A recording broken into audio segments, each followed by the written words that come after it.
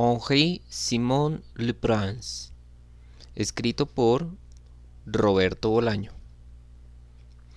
Esta historia sucedió en Francia poco antes, durante y poco después de la Segunda Guerra Mundial. El protagonista se llama Le Prince. El nombre, sin que se sepa por qué, le cuadra, aunque él es todo lo contrario de un príncipe, de clase media venida menos, carece de dinero, de buena educación, de amistades convenientes, y es escritor. Por supuesto, es un escritor fracasado. Es decir, sobrevive en la prensa canalla parisina y publica poemas que los malos poetas juzgan malos y que los buenos poetas ni siquiera leen, y cuentos en revistas de provincias. Las editoriales o los lectores de las editoriales, esa subcasta aborrecible, sin que él sepa por qué, parecen odiarlo. Sus manuscritos siempre son rechazados. Es de mediana edad, es soltero, se ha acostumbrado al fracaso. A su manera, es un estoico. Lee a Stendhal con orgullo y con algo de desafío. Lee a algunos surrealistas a los que en el fondo detesta o envidia con toda su alma.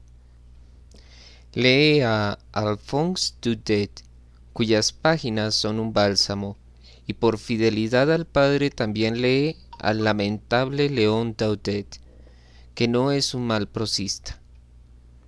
En 1940, cuando Francia capitula, los escritores antes divididos en 100 escuelas florecientes se agrupan tras el temporal en dos bandos mortalmente antagónicos. Los que piensan que se puede resistir, subdivididos a su vez en recientes activos, los menos, pasivos los más, resistentes simpatizantes, resistentes por omisión, por suicidio, por extralimitación, por fair play, por delicadeza, etc. Y los que piensan que se puede colaborar, subdivididos asimismo en múltiples secciones, todas bajo el influjo gravitacional de los 7 pecados capitales. Para muchos, a la sombra de las revanchas políticas ha llegado la hora de las revanchas literarias. Los colaboracionistas toman las riendas de algunas editoriales, de algunas revistas, de algunos periódicos. Le Prince, que a simple vista está en tierra de nadie, o que a su parecer está en tierra de nadie, de pronto comprende que su territorio, su patria, es el de los plumíferos, el de los resentidos, el de los escritores de baja estofa. Al cabo de un tiempo intenta captarlo los colaboracionistas, que ven en él con justicia a un semejante. El gesto, sin duda, además de amistoso, es generoso. El nuevo director de su periódico lo llama, le explica la nueva política del rotativo en consonancia con la política de la nueva Europa, le ofrece un cargo, más dinero, prestigio, prebendas mínimas, pero que Le Prince jamás ha conocido. Esa mañana entiende por fin algunas cosas. Nunca hasta entonces había tenido noción de su papel tan bajo en la pirámide de la literatura. Nunca hasta entonces se sintió tan importante. Tras una noche de reflexión y de exaltación, rechaza la oferta. Los días que siguen son de prueba. Le Prince intenta continuar con su vida y su trabajo como si nada hubiera ocurrido. Sabe, sin embargo, que eso es imposible. Intenta escribir, pero no le sale nada. Intenta releer a sus autores más queridos, pero las páginas parecen haberse quedado en blanco o estar minadas por señales misteriosas que a cada párrafo lo asaltan. Intenta leer, pero es incapaz de concentrarse, de aprender, de disfrutar. Sufre pesadillas, a veces habla solo sin darse cuenta, Cada vez que puede emprende largas caminatas por barrios que conoce muy bien y que, ante su asombro, permanecen iguales, impermeables a la ocupación y al cambio. Poco después traba contacto con algunos inconformistas, con personas que escuchan la radio de Londres y que creen en la inevitabilidad de la lucha. Al principio su presencia en los puntos donde encarna la resistencia es mínima. Su figura discreta y serena, aunque acerca de su serenidad hay opiniones divergentes, pasa desapercibida. No obstante, no tardan aquellos sobre quienes se recaen las responsabilidades y que en modo alguno pertenecen al gremio de los escritores, en fijarse en él, en confiar en él. Esta confianza tal vez se deba a que hay pocas personas dispuestas a arriesgarse. En cualquier caso, Lebrun entra en la resistencia y su diligencia y sangre fría pronto lo hacen acreedor a misiones cada vez más delicadas. En realidad, pequeños desplazamientos y escaramuzas sin mayor importancia, excepto, claro está, para el gremio de los literatos. Y para estos, ciertamente, Lebrun constituye un enigma y una sorpresa. Los que antes de la capitulación gozaban de cierta fama y para quienes Lebrun no existía, asiduamente comienzan a encontrárselo en todas partes, y lo que es peor, a depender de él para su cobertura o sus planes de fuga. Lebrun aparece como salido del limbo, los ayuda, pone a su disposición todo lo que posee, que es poco, se muestra cooperativo y diligente. Los escritores hablan con él. Las conversaciones se producen de noche, en cuartos o pasillos oscuros, y nunca exceden los murmullos. Alguno le sugiere que se dedique a escribir cuentos, versos, ensayos. Lebrun les asegura que eso es lo que hace desde 1933. Los escritores quieren saber, las noches de espera son largas y angustiosas y a algunos les da por hablar, ¿dónde ha publicado sus escritos? Lebrun menciona revistas y periódicos pútridos, cuya sola mención despierta la náusea o la tristeza en el oyente. Los encuentros suelen terminar de madrugada cuando Lebrun los deja en una casa segura, con un apretón de manos o un rápido abrazo seguido de unas palabras de gratitud. Y las palabras son sinceras, pero tras la separación los escritores intentan desligarse de Lebrun, olvidarlo como un mal sueño intrascendente. Su presencia provoca un rechazo intraducible, inclasificable. Lo saben a su lado, pero en el fondo se niegan con todas sus fuerzas a aceptarlo. Perciben, tal vez, que Lebrun ha estado durante muchos años en el purgatorio de las publicaciones pobres o canallas y saben que de ahí no se salva persona o animal, o que solo se salvan aquellos que son muy fuertes y brillantes y bestiales. Lebrun, por descontado, no encaja en ninguno de esos modelos. No es fascista, ni se ha afiliado al partido, ni pertenece a ninguna sociedad de escritores. Estos, acaso, ven en él a un advenedizo, a un oportunista al revés, puesto que lo normal sería que Lebrun los delatara, los injuriara, participara junto con la policía en sus interrogatorios y se entregara en cuerpo y alma a los colaboracionistas, que en un acceso de locura tan común a los escritores periodistas se ha puesto del lado correcto de forma inconsciente, casi como el bacilo de una enfermedad contagiosa.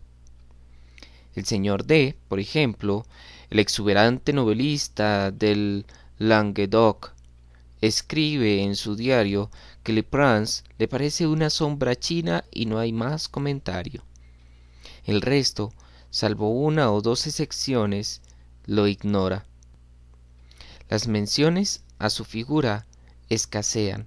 Las menciones a su obra son inexistentes. Nadie se toma la molestia de saber qué escribe el escritor que les ha salvado la vida.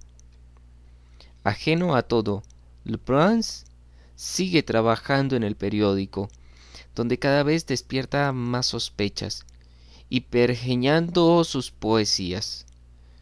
Los riesgos que cotidianamente asume superan con creces el mínimo necesario para mantener ante uno mismo un cierto sentido de la decencia.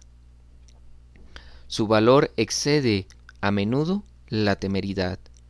Una noche protege a un poeta surrealista perseguido por la Gestapo y que terminará sus días, pero no por culpa del Brahms, en un campo de concentración de Alemania, el cual se despide sin darle ni siquiera las gracias. Para el poeta Lebrun existe como camarada del infortunio, y en ese nivel sobra toda gratitud, no como colega, palabra atroz, ni como semejante en la misma ardua profesión.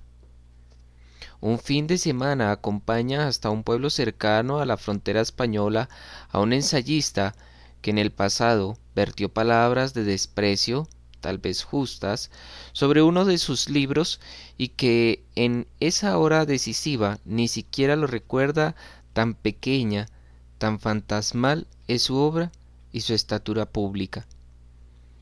A veces Lebrun cavila que su rostro, su educación, su actitud, sus lecturas son las culpables de ese rechazo. Durante 3 meses, en los ratos libres que le deja el periódico y su labor clandestina, escribió un poema de más de 600 versos en donde se sumerge en el misterio y en el martirio de los poetas menores. Terminado el poema, que le ha costado dolor e ímprobos esfuerzos, comprende con estupor que él no es un poeta menor. Otro hubiera seguido investigando, pero Lebrun carece de curiosidad sobre sí mismo y quema el poema. En abril de 1943 se queda sin trabajo. Los meses siguientes vive a salto de mata, siempre escapando de la policía, de los delatores, de la pobreza.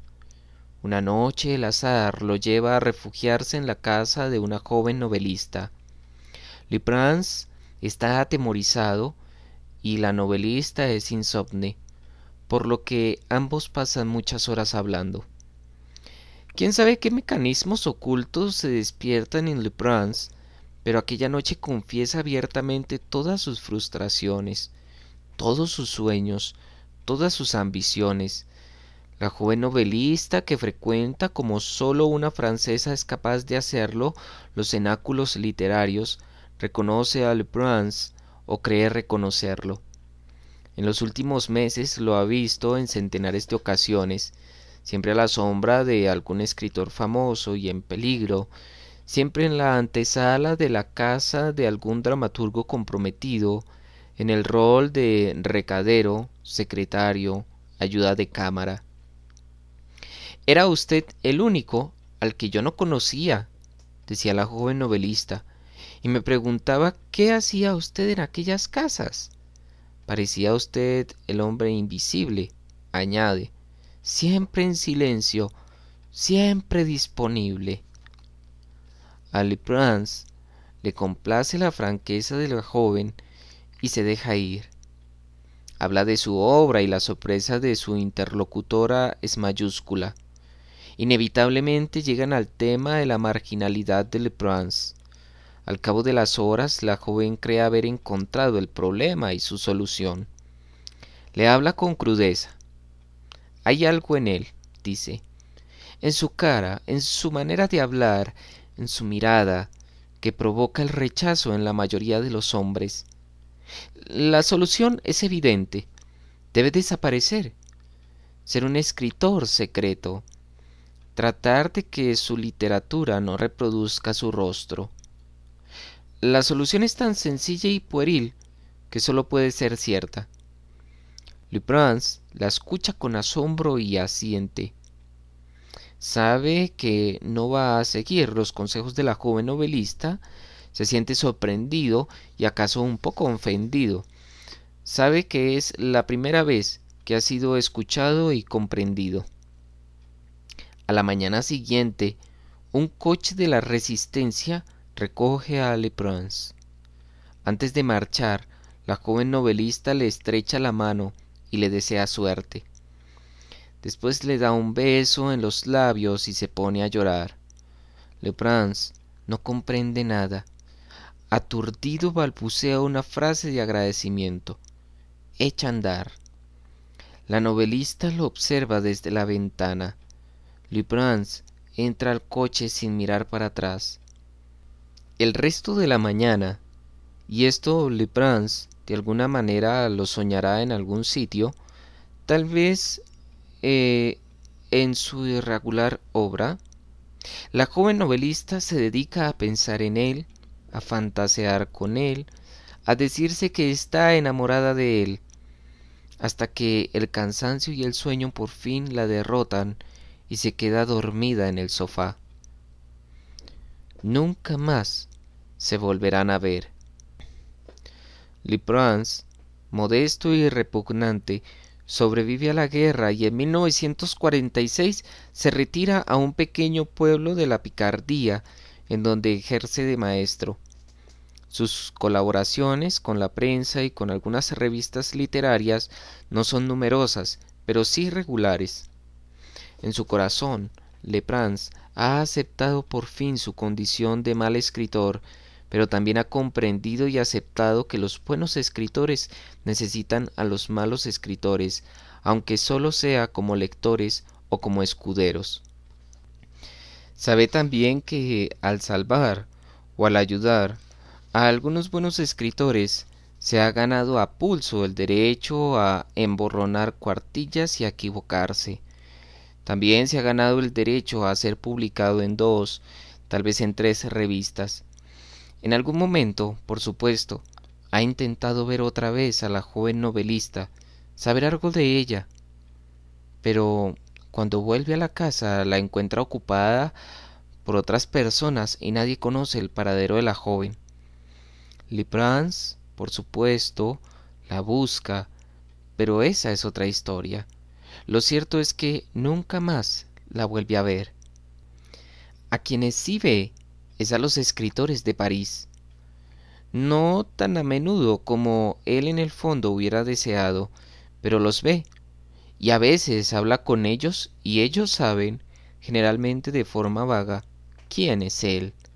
Incluso hay quien ha leído un par de poemas en prosa de Lebrun. Su presencia, su fragilidad, su espantosa soberanía, a algunos les sirve de acicate o de recordatorio.